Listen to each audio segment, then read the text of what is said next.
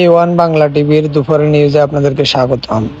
বন্ধুরা, আপনারা যে প্রান্ত থেকে দেখতেছেন আমার A1 বাংলা টিভি চ্যানেল, আপনাদেরকে অসংখ্য ধন্যবাদ। আর দেখতে থাকুন বাংলাদেশের নিত্য নতুন আপডেট ভিডিও, নিত্য নতুন ফোর লাইন রাস্তার কাজের ভিডিও।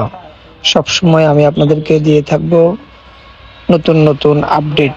আপনারা দেখতে থাকবেন A1 বাংলা টিভি। এটা হচ্ছে বাংলা বাজার রোডের উত্তর পাশের পূর্ব সাইডের। দেখতে থাকুন আজকের নিউজ।